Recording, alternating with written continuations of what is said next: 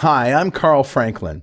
In this episode of Blazor Train, I've reserved a table in the most elegant dining car on the Orient Express for myself and Microsoft's Dan Roth, so he can tell me and you all about the new and shiny engine parts in .NET 5 for Blazor developers. Now, spoiler alert, most of the new stuff is for Blazor WebAssembly, and that's fine. After all, WebAssembly is the newest flavor of Blazor, and so it stands to reason that WebAssembly should get the most attention this time around. But there are some new things in the component model that work equally well in Blazor Server, like isolation for CSS and JavaScript, support for focus, and a component for uploading files. But there's so much more. I had to get the Blazor ambassador himself, Daniel Roth, to walk us through all the new features. And that's all coming up right now, right here on Blazor Train.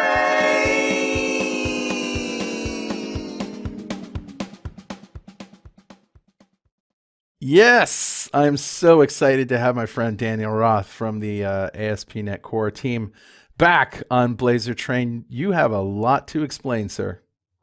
Oh, .NET 5. I'm in trouble.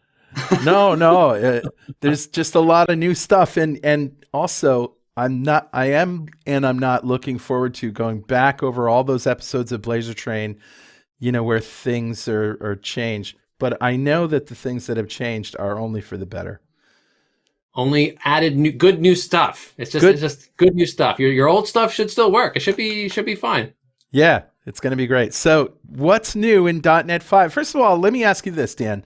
Do we need to run .NET 5 preview stuff if we are already using .NET Core? Can the two work side by side in Visual Studio? Is it possible? Oh, yeah, absolutely. So first of all, I guess it would help to explain a little bit about what .NET 5 is. Sure. Like .NET 5 really is the next version of .NET Core. Yeah. We're on this one .NET journey, right? We're trying to take all these many .NETs that we've built over the years and unify them as one single .NET. And .NET 5 is the beginning, really, of that journey. Yeah. It's a wave that will probably mostly wrap up in .NET 6. But that's the way you should think about it. I know .NET we typically associate with the .NET framework that ships in Windows. Yeah. But .NET 5 is not the next version of the .NET framework. Yeah. It's really the next version of .NET Core. And if .NET Core, of course, supports side-by-side deployment, you can have multiple versions of .NET Core on a machine. So, of course, you can have .NET 5 on the same machine as .NET Core 3.1 or .NET Core 3.0 and all the other .NET Core versions. That works perfectly fine. So right now, today, if we have Visual Studio 2019 and we're using .NET Core 3.1 and we're writing Blazor applications, we can install .NET 5. And what happens when we go to create a new Blazor project? So with the if you go into the Blazor project UI in Visual Studio, actually maybe I can I do this really easy? Like if you do like file new project, you'll be able to select which version of stuff that you want, or if you should be able to. Yeah, I'll save my demo project. So like here, you can see I have both .NET Core 3.1 and .NET 5 on this machine, so I can pick either one that I want. Very good. Both are available to you. You can also, of course, use the normal global.json tricks to select which version of the SDK you want to have active on the command line at any given point in time. But this Visual Studio feature will basically allow you to pick which version of Blazor WebAssembly or Blazor Server that you want to build. Yeah, I wanted to get that out of the way right now for the people who are like, well, I don't want to touch .NET 5 until it's shipped or whatever. Nonsense. Go ahead and download it and install it, right? Yeah, absolutely. It's side by side. You can continue to use your existing stuff. No problem at all. Awesome. So what's new? I'll tell you one thing that I know is new. Set focus. Set focus, yeah. Yeah. That's true. We did some work in Blazor and .NET 5 it's sort of a theme. We wanted to reduce the number of really common cases where today in Blazor, you end up having to drop down to JavaScript in order to handle that scenario. And that kind of violates the promise of Blazor, right? Like Blazor's supposed to be about C#, not about JavaScript. But there were some cases that you had to do that. We've tried to add first-class support in .NET, in Blazor for those scenarios, so you don't have to drop down to JavaScript. Set Focus is one of those. It's a pretty simple one. Actually, I've got a little demo app here that I've been working on for a while. I've got to restart the server because I closed the project. But this is an app that's just, I've been playing around with the new features in .NET 5. Nice. And let's look down here a little bit. Set Focus UI. So, I'm clicking a button and you can see that the text box then lit up. And I didn't have to write any JavaScript in order to do that. Let's see if we can find the project for that one. So is that just built into the component model now? It's just right there in every component? It's built into the framework. That's right. Like, let's see, where did I put? I think I put it in the shared framework. So UI Focus. All right, so pretty simple, right? We just have a button with an on-click handler, and then we have this element reference that we're capturing. I don't know if you've seen element references before, but at ref, that's your friend if you want to capture a handle onto a DOM element. Right. So this element reference represents that input, and then we can just call focus async on it in order to say, please set the focus on this element. That's great, but that's trivial compared to what you guys have done. So I'm just going to let you roll. Tell us all the good stuff. We've done a few things. We've been hard at work, and it's been a bit hectic for the Blazor team because we just shipped Blazor WebAssembly 3.2 on top of .NET Core 3.1 back in May of this year in 2020. And .NET 5 was already rolling at that point. Like there were already .NET 5 previews while we were trying to wrap up the first release of Blazor WebAssembly. So we only really shifted gears on the Blazor team to really focus on .NET 5 for the second half of this year. Yeah. But we still managed to get a lot of great new stuff. If you get .NET 5, you, of course, get support for both Blazor Server and Blazor WebAssembly. They're both in the box, so they're included.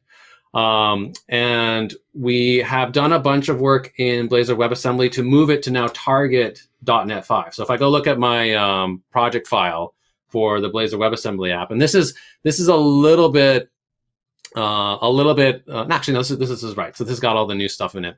You can see that the target framework is now .NET 5.0 instead of .NET Standard. If you created Blazor WebAssembly apps with 3.2, those projects targeted .NET Standard. They're kind of like class libraries that you happen to be able to download into the browser and execute. Now you get the full access to the full API surface area of .NET 5 within the constraints that the browser security sandbox imposes on you. So you still can't like open up HTTP listeners or create arbitrary network connections to places because the browser won't let you do that. But you at least can compile against any of the API surface area in .NET 5. So that was a big change with Blazor WebAssembly. That's huge. As part of doing that, we actually shifted the implementations of those APIs to no longer be based on the mono libraries.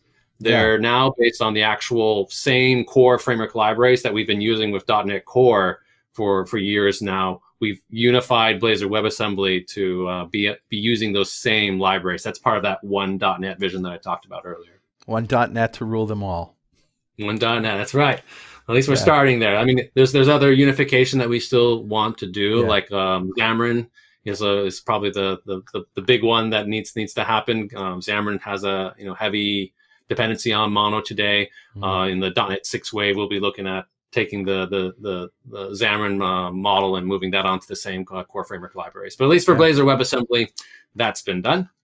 You may notice also that there's this new SDK at the top as well. Okay. Like we have a web SDK for ASP.NET Core apps. There's the normal .NET Core SDK that we use for .NET Core, all .NET Core projects. Now we have a Blazor WebAssembly specific SDK that enabled us to integrate with like the linker support in the .NET SDK, all the the build infrastructure that's already in the SDK. It's no longer needs to be a separate like Blazor WebAssembly.build package. We've now incorporated that into the SDK itself, so your project templates get a little simpler. You no longer need the .build package; just use the Blazor WebAssembly SDK. Those are the sort of the big two things you do when you're upgrading from Blazor WebAssembly 3.2 to .NET 5. Change your target framework and switch over to use the Blazor WebAssembly SDK instead of the build package. Excellent. Other than that, I mean, other than that, I was going to say what, if you wanted to move, I know it's a little bit early in the interview for me to ask you, what if we have existing WebAssembly applications that we want to move to do you just simply make these changes and then everything works? It's pretty much just these light project file updates. Like you'll update your package references to the 5.0 versions.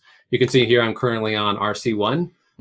That shipped in September. RC2 is just around the corner in October, and we'll be shipping the 5.0 stable release in November. Okay. But update your package versions, change your target framework to 5.0, and then remove the .build package if you have that, and switch to using the Blazor WebAssembly SDK in the client project. That's great. And if you if you don't know your package numbers, you can just go into your NuGet package manager and look for updates, and 5.0 will be in there. Yeah. I mean, these look hideous because these are preview builds, right? So they have not just only the preview moniker, but also the specific build number. Yeah. With 5.0, these will be just 5.0.0, and it'll be nice and clean. Very cool. All right. Once you've got that, there's a bunch of goodies that you can now take advantage of in .NET 5 with Blazor. We can look at a few of them. So one of them is CSS isolation. So let's see if we can see an example of that. I think. Yeah, we looked at that last week. And did you show it? Yeah, we showed that last week or the week before, I think, when I was doing CSS with Chris Saney, and but I want to see your demo as well. Well, it's incorporated in the default templates now. But basically, the idea is that sometimes you want to have CSS styles that are isolated to a specific component that don't live in the global namespace of all your CSS styles. And you can do that now with Blazor. This isn't specific to Blazor Server or Blazor WebAssembly. Either hosting model gets this feature. You can just define these .razor.css files alongside your component files. And during the build step, we will process the CSS in these files and add some additional identifiers in them that will basically isolate them to the DOM elements that are being rendered by that particular component. This is really good for third-party developers of components, isn't it? Because because of the global nature of CSS, as we learned earlier, who knows, right? It's very hard for them to impose a style on the rest of your application, and now they don't have to. Yep. So you can package up some styles with the component in a class library. They're specific to that component. They won't pollute any of the rest of the app when someone installs your component library and tries to use those. That's a very important feature. Yeah. Another one that is kind of related is also support for JavaScript isolation. JavaScript isolation is the idea that you can have a piece of JavaScript that is also specific to a component. The JavaScript isolation feature works a little bit differently. There's no like .razor.js. Right. It's actually just based on normal ES6 modules. So if I go look in my, I think I have it in, my JS interop library here. You can see I've got a little chunk of JavaScript it's set up as a JavaScript module. It's exporting a function. Okay. And then we can import this into a specific component. So here, let's look at what that looks like. So this is what the code looks like for doing an import. So normally when you're doing JavaScript interop, like this first parameter would be a path to a function that hangs off of like the global window object. But if we instead say import, that's kind of a special signal to the JavaScript interop system in Blazor to say, I want to import this ES6 module, and then you just point to the specific module that you want to import. So that's now supported. So you can have a module of JavaScript that is then just imported by, say, like one specific component and used by that particular component. So I see what you're doing here. So once you have that module task, that lazy task JS object reference, then you can use that to just return values or call into the individual functions. That's very cool. Exactly. And so you could here I'm having this in a little utility class, but you could just as easily put this code into a component. So that component can have a companion JavaScript file. This path is using the static web assets conventions that ASP.NET Core has. So the component could just say, I have a underscore content, my component library, whatever my JavaScript file is, imports it, And then that, because it's a module, it's scoped to that particular module. That component now has a handle to that module, and it can make calls on it without, polluting the rest of JavaScript. So there's no chance that, you could write a function that anybody else could call, or you overwrite that function, let's say. Yeah, override it. Yeah. Okay. Great. Yeah. So that's JavaScript interop. This is really, as I said before, this is really good news for third-party component developers. I can imagine. Yeah, we've been trying to help with the component library authoring. Let me pull up the RC1 blog post real quick, because we've been doing a lot of work also on performance. So here's the announcement blog post that we did for RC1. Yep. I just want to scroll down here a little bit. With Blazor WebAssembly, we run on a WebAssembly-based .NET runtime. That runtime today is actually an IL interpreter. Now, IL interpretation, it's nice because it allows the runtime to be smaller. It makes the dev inner loop a little bit quicker because you can more quickly iterate on your code and see the changes in the browser.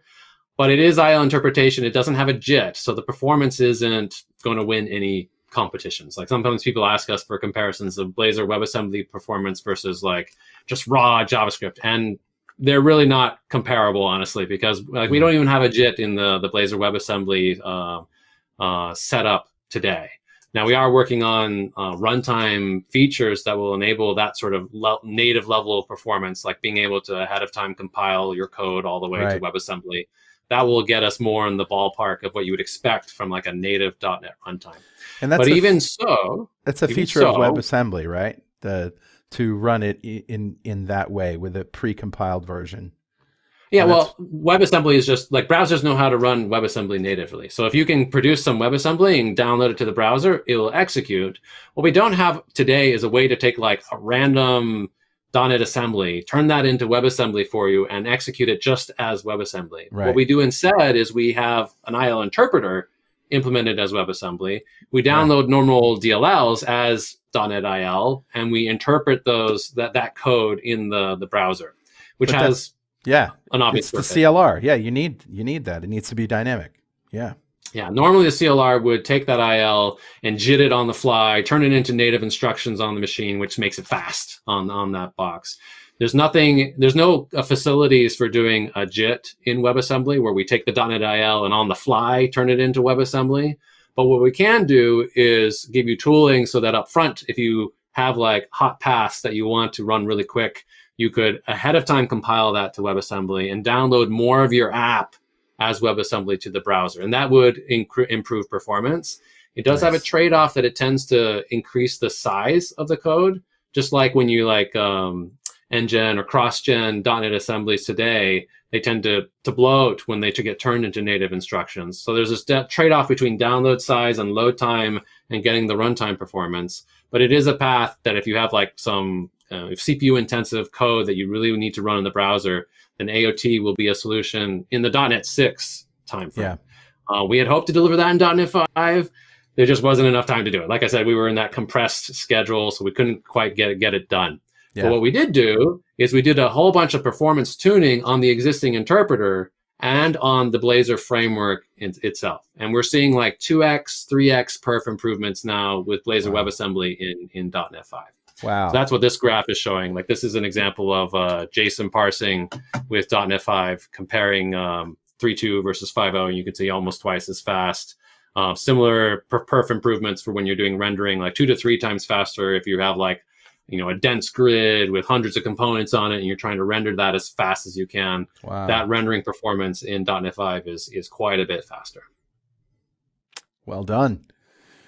So that'll be good. If you have CPU intensive code, that code should see about a 2x perf boost as well. Yeah, that's a no-brainer. Faster is better.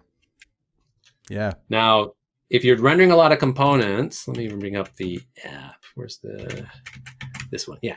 So if we're rendering a lot of components, there's another trick that you can do to also get better performance, which is virtualization.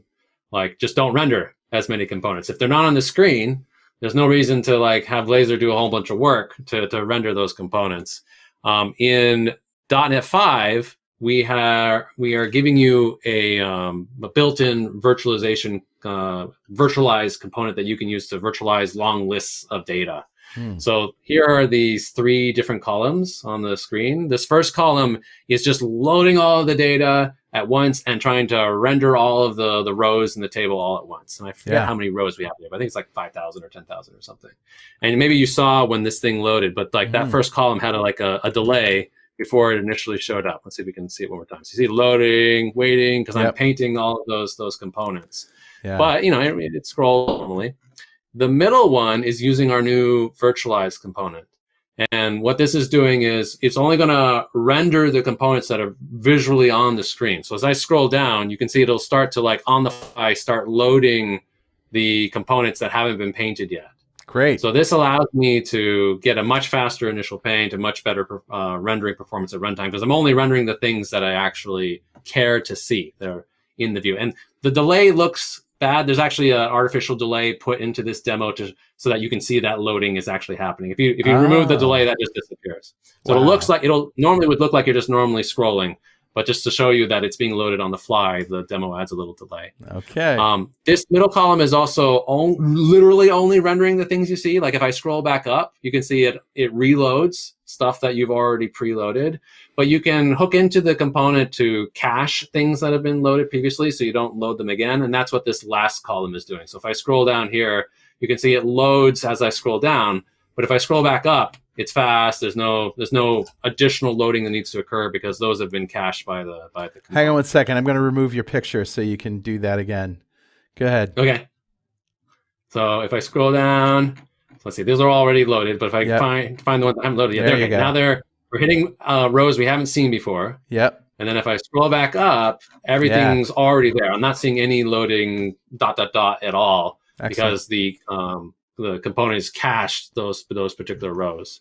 So I'll show you real quick what the code looks like for that. So that's here in virtualization.razor.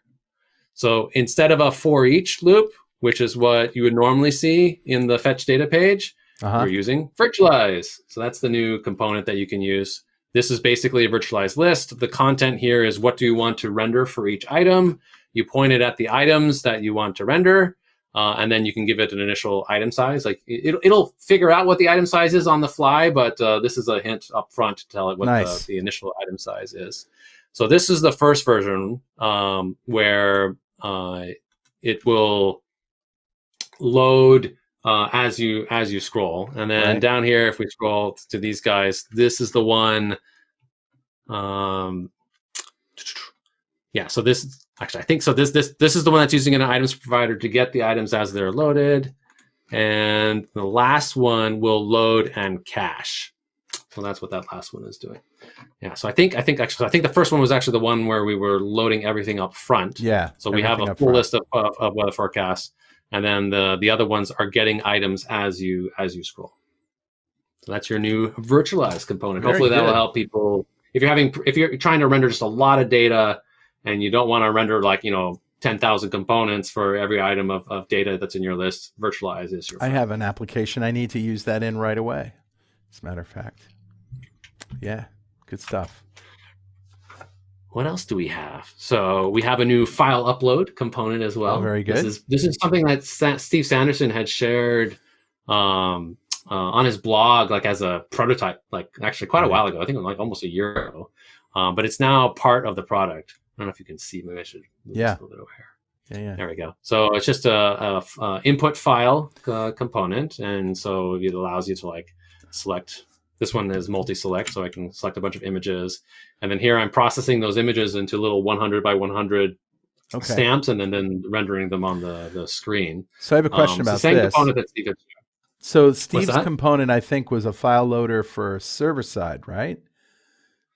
I think it supported both. I think we could handle both sides. That's one of the key aspects of this input file is it will handle transferring to the server, and it also can handle getting files into memory if you're running in Blazor WebAssembly client-side in the browser. Now, will it handle large files in chunks? Or is there a limit to the size of the file? It will handle large files as well. It'll do large file upload as well. Oh, so you can say I want 100K chunks, and you can... It basically will give you a stream. Let me find the file upload. Okay. So this is what it looks like. So here's input file. That's the new component. Yeah.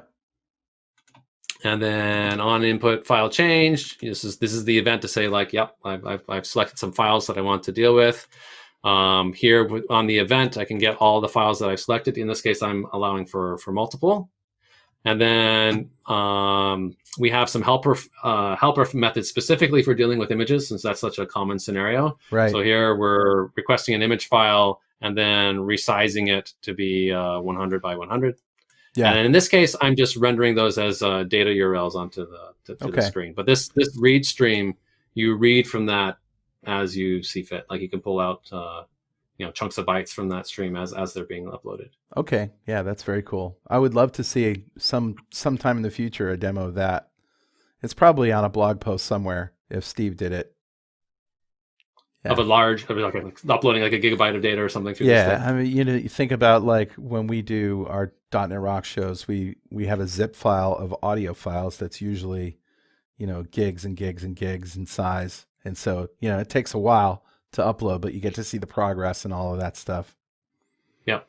Yeah. I think we've had we have an issue that's tracking providing a sample of a large file upload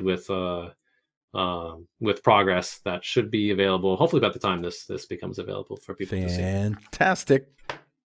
Or shall I say? So that's a nice little feature. And by the way, these things all work with Blazor. Like, so that was the Blazor server version. I've set up this app that I can toggle it back and forth between Blazor WebAssembly and Blazor server. So if we did the same thing, like, that's the WebAssembly version, and it works just the same.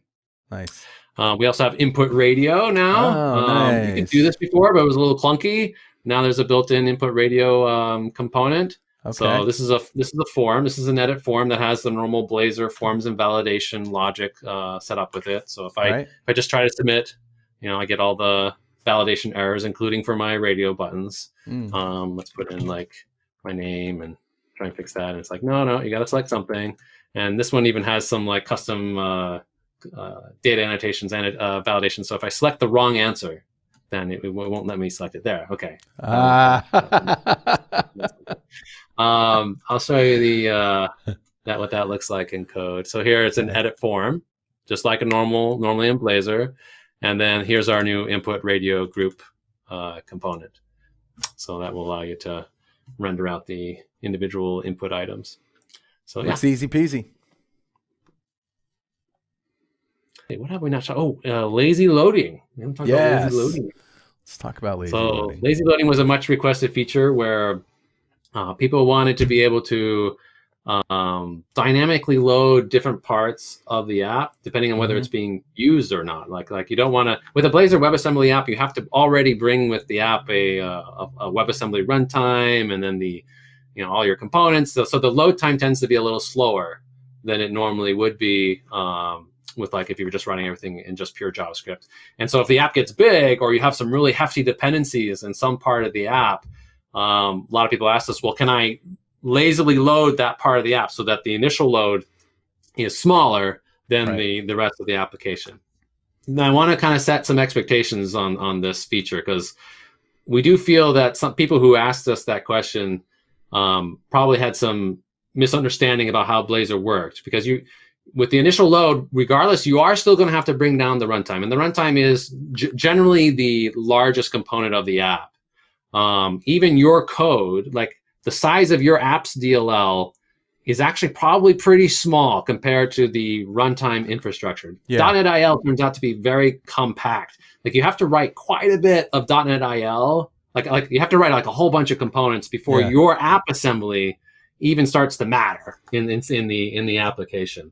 So this would have to be an enormous app where you have some really big dependency for lazy loading to really have a big impact. Right. But it was heavily requested, and so we did do it. You can now mark assemblies as that you want them to be lazy loaded, so they won't be downloaded initially with the application. And then there are features in the router now so that you can say, like, if you browse to this particular page, please load this assembly because this page needs that assembly. That's how the feature works. So I'll show you a little bit how that's set up. Let's see here. So I think, where is it? So like this My Components library, this has a simple little component in it. And I want to lazy load my components. I don't want it to be loaded when the app is initially loaded. So in my client project, you'll see that there's this new item group item like Blazor WebAssembly lazy load that I've marked my components DLL and said, please don't load this up front, Blazor. Let this one stay on the server until I am ready to use it. So that's part one of the feature. And then if we go look in our app, let me see if I can find, where's the app? Is it in the server project? Is it in here? No, I think it's in here. Yes, okay. So here's the router when we're running on WebAssembly. And now there's a new service, this lazy assembly loader service. This is a service you can use to say, I now would like you to go get this this assembly. And then the router has a new event that you can hook into when you're navigating. And so down here below in my implementation of onNavigate async, if I happen to browse to a particular page, the lazy loading demo part of this application, then I use the lazy assembly loader to load the assembly that I know I need for that part of the app. And it's only at that point that the assembly actually gets downloaded and used. So that's a really good point that maybe some of my listeners didn't know, that for all of your pages, any components or any of those DLLs, they're all going to get loaded before you see thing one of your application pop up. They're all going to be downloaded. They're all we'll basically produce a manifest of everything that your app needed after it's been. You can link it and trim it down to as small as you possibly can. Remove any unused assemblies. Right.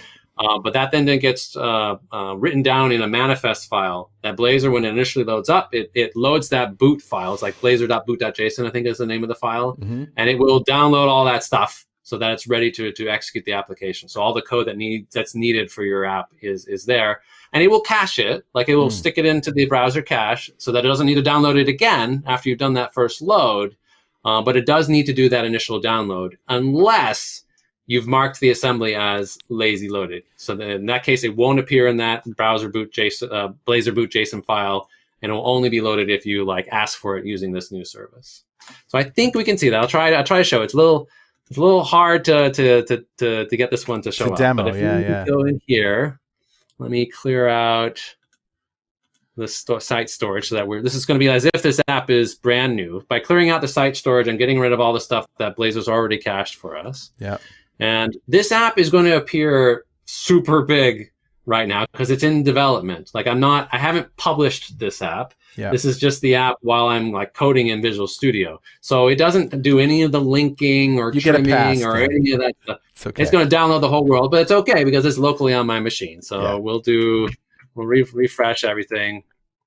And that was the server version. Let's do this next. Okay, so there we got a whole bunch of assemblies that just got downloaded. Now, I think this is maybe a bug in RC1 that mycomponents.pdb did get downloaded. Right.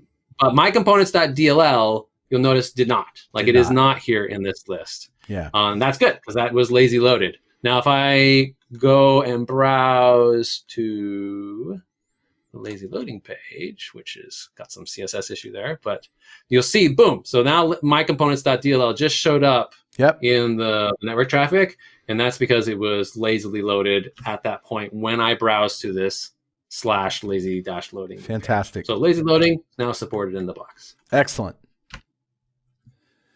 This is so good. Yeah.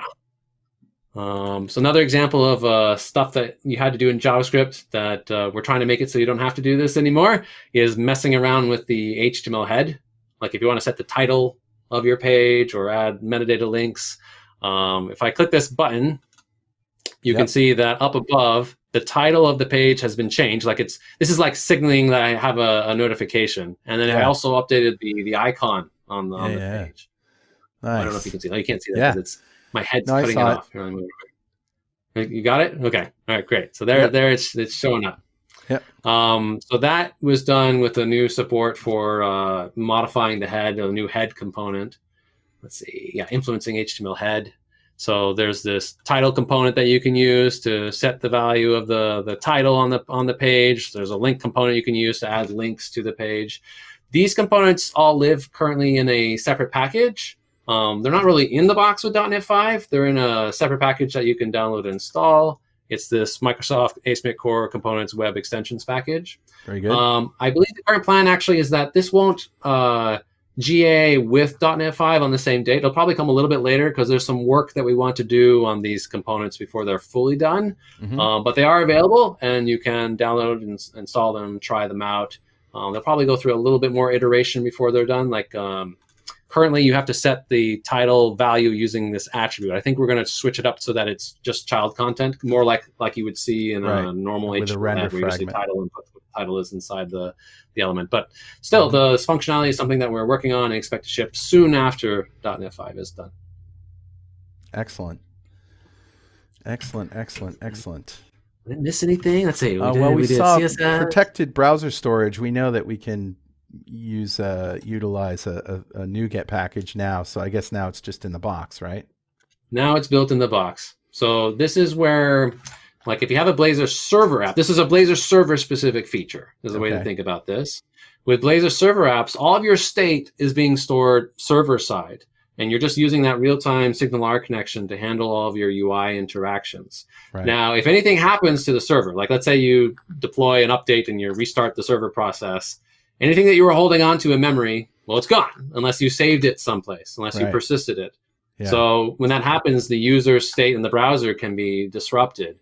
So what you typically do is you save the state someplace. You could save it in a database on the server. You could put it in Redis, or a really convenient place to put that state is to save it in local storage in the browser. But when you do that, you also want to make sure that someone can't just go in and like tamper with the app state, the state that you're using on the server to like manage the state of the components. Right. So what the protected browser storage feature does is it gives you a way to save state into session storage or local storage, but using the ASMIC core data protection APIs to protect that data so that it can't be tampered with and that it came from you.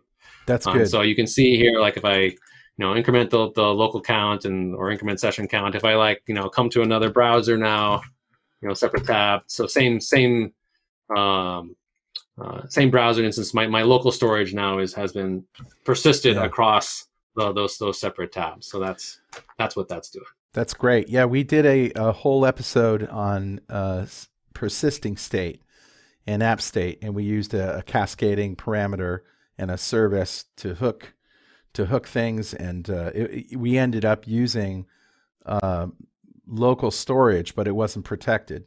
So this is a really welcome feature. So this will make that setup a little bit easier to manage. But we still only get 5 gigs. Or is it 5 megs, right? Not 5 gigs, 5 megabytes. Isn't that right? Well, I don't know what the cap is on local storage size. Yeah, I think it's 5 megabytes. I have to look it up. Yeah. Big enough. How much state can you possibly need? Like we used to get away with these little 5 1/4-inch floppy disks. Yeah, that's true. That's true. Yep. Yeah. You have to be cognizant of the core that you're using for your app state. Yes, you do. Yeah. I think the last one is pre-rendering that I wanted to show. Okay. So Blazor WebAssembly pre-rendering is super fun. So like if I go back to this app, so I've switched it over to the WebAssembly version and refresh, like I'm doing a full Control F5 and it's pretty fast. Like it's not, I don't see that like loading ... thing. Yeah. Like where's the loading ... That is always supposed to be a loading ... with a Blazor WebAssembly app because you have to wait for the app to download. Right. Actually, maybe it's because it's cached. Let me make sure that's not the case. So clear this out. Let me go back here. Control F5.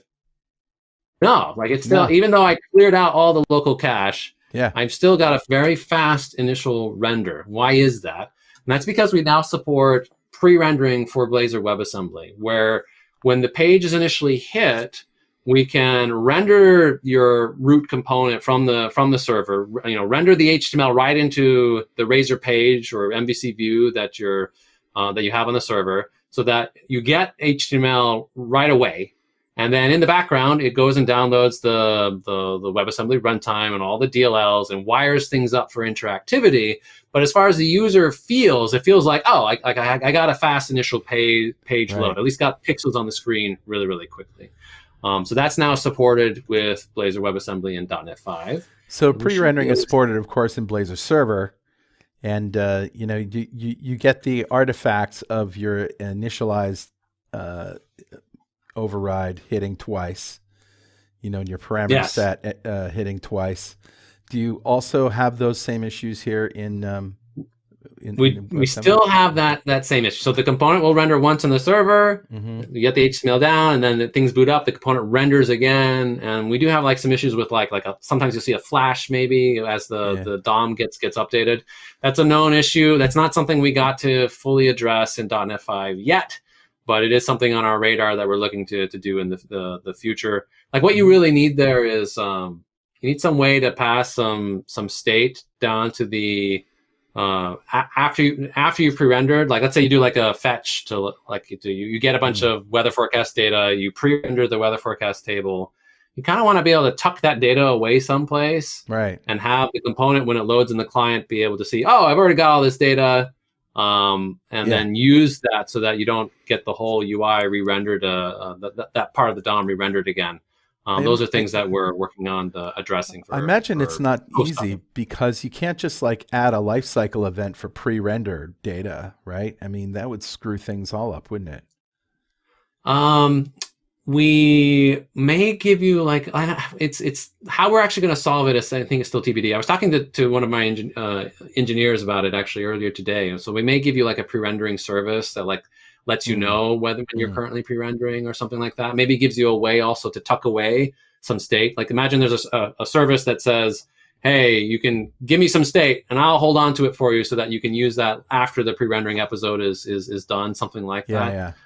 But it's kind of speculation at this point because we haven't actually fully implemented the feature. Sure. But at least it's partially there. You get the first paint really, really fast. Yeah. The way you use it is using the same component tag helper that you use in a Blazor server app for pre-rendering, and you just set the render mode to one of the two new render modes. There's now WebAssembly pre-rendered in addition to server pre-rendered, and also just WebAssembly. If you just do WebAssembly, then it won't actually do the pre-rendering, but it will still render a component from a page. This support because it means that it's now really easy to add multiple Blazor WebAssembly components to your MVC or Razor Pages apps. Like if you want to add a Blazor WebAssembly counter someplace, you can just use the component tag helper and say render mode WebAssembly or render mode WebAssembly pre-rendered, and you can add multiple components onto a server rendered page. Wow, it's pretty cool. Very, very cool. You can see all my hackery in order to get this app to run on both WebAssembly and on server. This is the setup that I use. So it's conditionally downloading the WebAssembly or server script, and then conditionally rendering the corresponding root app component for the page. So that's the new pre-rendering support. So that's most of the new features in the Blazor space in .NET 5. It's a short list, a few things. It's good stuff. It's good stuff, Dan. And as always, thank you for sharing your knowledge and your expertise and your demos. Great stuff. And thanks for coming back on Blazor Train. You're welcome. And if you want to check out this code, this is on my personal GitHub repo at Dan Roth 27. I'll just put the URL down. Dan Roth, github.com. Dan Roth 27, Blazor.net 5 samples. Make sure I got Blazor Net 5 samples. This is the GitHub repo where you can check out the code. Awesome. And thanks again, Dan. Back to you in the studio, Carl. I love innovation. When Henry Ford introduced the horseless carriage in 1902, I said, oh yeah. When John Stevens introduced the steam locomotive in Hoboken, New Jersey in 1826, I said, well done you. When Bill Gates announced Visual Basic 1.0 in 1991, I said, well fucking done, you fucking genius. And when Microsoft introduced .NET 1... What do you think, you're Richard Campbell? All right. The point is, Blazor is innovative. .NET 5 continues that innovation, and from what Dan is saying, .NET 6 will bring even more shiny goodness. Now, you've heard it from the mouths of experienced ASP.NET developers. Blazor is truly revolutionary. Hey, thanks for riding the rails with me today. This is where I jump off. I'll see you next time. Blazor Train!